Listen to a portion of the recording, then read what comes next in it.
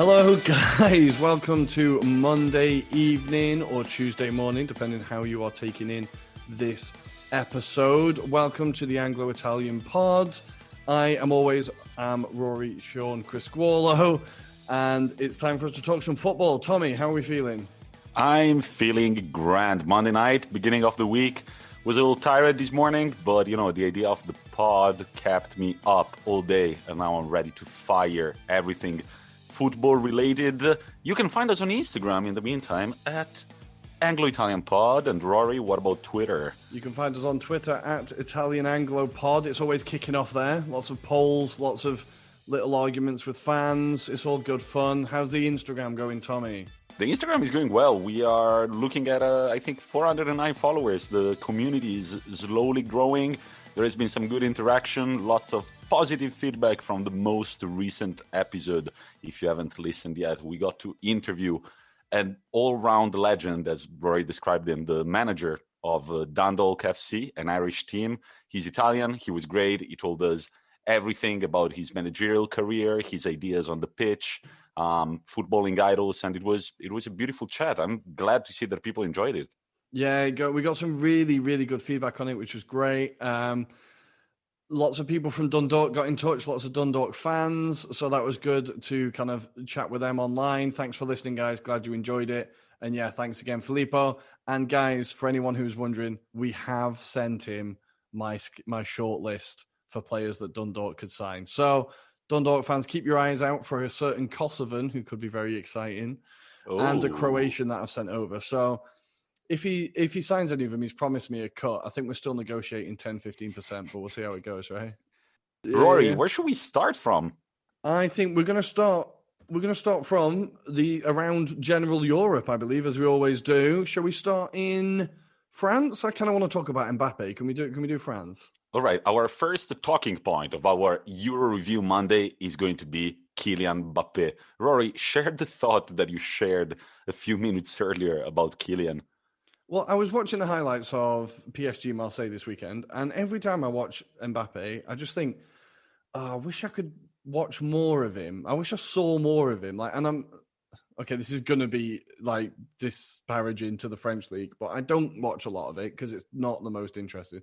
So there's a part of me that does hope that he joins a kind of, in quotes, major league soon, so that we can see a bit more of Kylian, because the guy is an absolute monster. He's an absolute monster. I agree with you. I mean, it's a bit of a shame, especially now that we're doing this podcast and we focus especially on Serie A and the Premier League. I feel like I don't have that much spare time to watch PSG games, also because they're usually 6-4, 3-0. So it's not that exciting of a league. But man, I did see Mbappe's last 2 goals in Ligue 1. So I was discussing with my friend Michael over the weekend. He was like, do you remember that there was that moment when people were like, so is Mbappé only fast or is he also like technically skilled? And man, these 2 goals are kind of nice to look at thinking about this question, because the one that he scored last night against Marseille, the guy just starts running and nobody can catch up with him. Then he's got Angel Di Maria in support, who gives him a beautiful through ball, but it's only speed pretty much. And then a beautiful control and a great shot. But then look at the goal that he scored last week against Nîmes. So he gets a through ball and he could run forward and definitely burn the defender. Mm-hmm. But he kind of stops, takes the aim, bottom right corner, and the Italian commentator said this is peak Del Piero. It really looked like a Del Piero type shot. High praise indeed. Indeed. In Italian we say un tiro alla Del Piero, like a Del Piero type shot. You know, that like big rainbow that goes to the top corner. I mean, I believe the one he scored in the Germany semi-final was like that, I was going to say, yeah, like kind of drops the shoulder, bends his back, and then it goes to the opposite post. But yeah, that was beautiful from Mbappé. What were your takeaways? Why did you think of Kylian this weekend? Well, talking about his pace, obviously it's kind of quite a lazy comparison to make, I suppose, where he does remind me of Thierry Henry. But the pace, he was recorded at running 36 kilometers an hour on that run against Marseille, which is absolutely mental. But it's what really stuck out to me. And again, I'm not someone who watches a lot of PSG. I'm not someone who watches a lot of Ligue 1, so this could be something, again, fairly obvious that I'm saying. But their speed on the break is mind-blowing because Icardi isn't slow. Di Maria isn't slow, right? And it seems like the second they win the ball in midfield, Marseille were knackered. Like PSG, they were just gone. They were gone. So I think any team that they play against in the Champions League this year, if you're playing a high line, you're asking for trouble against them. I think absolutely asking for trouble. And I feel like we've been so busy with like league action, Coppa Italia, and FA Cup action.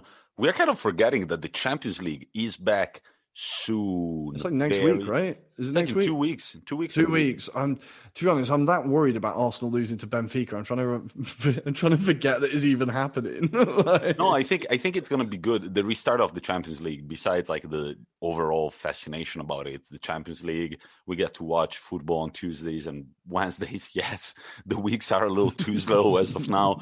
But besides all that, it's going to be interesting to see how the league pictures shape once the UCL restarts and the UEL restart. Because as an Inter fan, I'm like, well, we got out of the Champions League solely to focus on the Scudetto, right? Now I want to see Juventus struggle with their fixtures in the UCL. I want to see AC Milan struggle with their fixtures in the UEL. Well, in that case, you want Juventus and AC Milan to progress far in the competition then, yeah, right? but because to struggle as they progress. Like, I want them to win every game, like 4-3. It can all be extra time winners, right? Yeah, the second leg, always an extra time. And then I hope that they get to the final and they lose it. Yeah. Well, that would be, on brand. I think we could kind of put money on that. At that point, if we don't win the Scudetto, I don't know, maybe I want to do a podcast about football anymore. We'll cross that bridge when we get to it, Tommy. We'll cross that bridge when we get there. What league do you want to move on to next? Well, actually, Ligue 1. Actually, quickly, before I wanted to go to Ligue 1, I wanted to give a shout out to Jonathan David, who is, now I know you could play bingo with words that I bring up on podcasts at this point with Arsenal and Football Manager, but I'm going to talk about Football Manager. And Jonathan David is an absolute hero on that game, and he has just scored his 6th and 7th goals of the season for Lille to put them top of the table. He got a bit of a slow start to his career there, but he's now got 5 goals this year, so from January. So he's had a really good start to 2021, and he's looking lethal. He had a really good link up with Renato Sanches. I don't know if you remember him. Swansea fans will remember him. He had a very, very underwhelming loan spell there. But it looks like he went back and now he's in France. He's thriving and turning into the player that we thought he could be, which is good for him because he was a very, very promising player. But yeah, Jonathan David, remember the name. And an honorary shout out for Memphis Depay, who United fans will be confused about. He has just equaled Benzema's goal-scoring record for Lyon, getting 66 goals there. And he's only been there 3 seasons, I believe.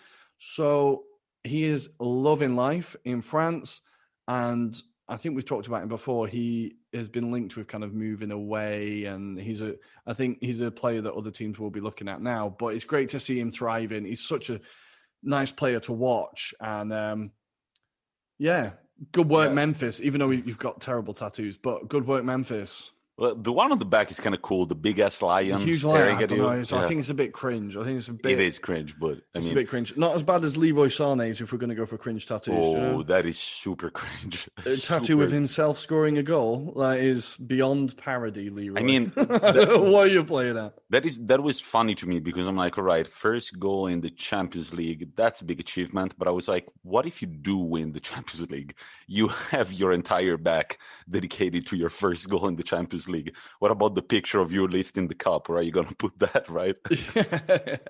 No, that'll just be on his chest. You can have like triple him, right? Yeah. And about Renato Sanches, you kind of cut off for a second, but I wanted to say that I think, no, not your fault. It's a common first world problem to have the connection go down for a second.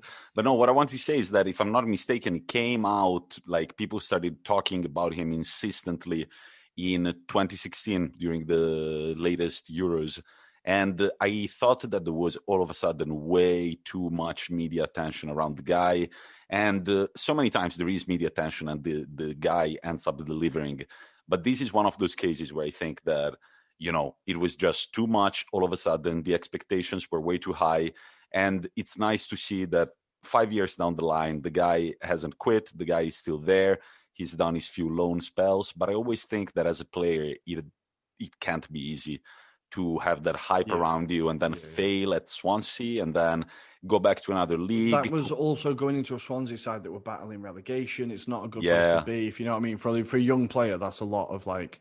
And if I'm not mistaken, he was at Bayern Munich right before. So first you're at the big team where you're supposed to perform like the big guys. Then they send you to the side that is going to be relegated and you have to act like the leader. Now I'm glad that he's found himself like a place in a team that is competing for the league, because as we're speaking, they're sitting first with 54 points, followed by Lyon at 52, PSG at 51. So hopefully this is going to be like the season of the crowning season for Renato. Yeah, I think we all saw flashes of how good he could be, and we're hoping he can get there. But Lille, like, if there's anywhere that's going to kind of garner that talent, you could reel off players that have come from Lille and done very well and not so well, but they do bring through very good players, and I think it's the perfect kind of like not no pressure but less pressure environment for him, right? Like if they don't win the league, there's no Lille fans that are going to be crying, if you know what I mean. It's just going to be, oh, okay, we got close, like, better go next year, if you know what I mean. So I think that is a good place for him to be. So, yeah, him and Jonathan David linking up really well. And Memphis Depay, good work. Nice. So we've got next, I would go to Spain, Rory, if you don't mind, where, let me check the results, because Atletico Madrid are now playing after 8 consecutive league wins. So if they win this game, they will be back being 10 points above Barcelona and Real Madrid with 1 game in hand. Let me check. The result is still 0-0. Who is starting? They've got Correa and Suarez up front. And it's looking like Atletico have yet another key game in their hands against the Celta Vigo. Rory, do you think after this weekend's action in La Liga, do you think that Atletico are still the favorites? Well, yes, I think they are. But they need to make sure they win tonight, right? Because this could be, without being like overly dramatic, with Barcelona and Real Madrid both winning, if Atletico were to lose, the Barcelona and Real Madrid newspapers would relish printing the question of, are they starting to bottle it? And I don't think that team needs the pressure, if you know what I mean. So I think the last team that needs that pressure after Inter Milan is probably Atletico Madrid. Yeah. So I think, it would be really nice for them to beat Vigo tonight, of course. But yeah, I think they still have to be favourites, but Barcelona are starting to kind of get back into their own Barcelona ways. They seem to be hitting a bit more form. They've now won their last 5 games in La Liga, so all of a sudden they're not looking as wobbly as before. And Atletico just need to keep going forward, keep plodding on, just keep up the work, and it should be theirs, because Real Madrid and Barca they're not going to be this bad all season, are they? They can't be. So Rory, you did watch the highlights for Real Madrid. I watched only the goals. Varane had 2. Don't you think that their centre-back scoring a brace is kind of self-explanatory about the state of the club at the moment? I think their 2 centre-backs have been their best players for a very long time. Sergio Ramos and Varane have been... It's where... Like, Sergio Ramos is often the game winner, right, or the match winner. Or that the Champions League winner. That first Varane goal was really weird because it bounced off the crossbar, looped, and then he headed it in, right? And the second one was like a kind of slide tackle in at the far post. But, hey, that's like big moments, season-turning moments. Huesca looked like they were really giving Real Madrid a game. They forced some really good saves out of Courtois. And the Huesca keeper, I think his name is Fernandez, made some really good saves as well. So it wasn't easy for Real Madrid, but they got the result and they got the job done. I think maybe a couple of weeks ago, this Real Madrid side wouldn't have got the job done, if you know what I mean. Yeah. It feels like they're picking up their form. And also Barcelona, who squeeze a win at the 87th minute thanks to a Trincao beauty. Isn't that right? It was a hell of a goal. Beautifully curled shot. I definitely rewound it and watched it a few times. It was weird, like, obviously Betis are no mugs, right? They're a really good side, really good footballing team, and they really gave Barcelona a good game. They started with Messi on the bench. they were struggling. They brought him on in the 57th minute.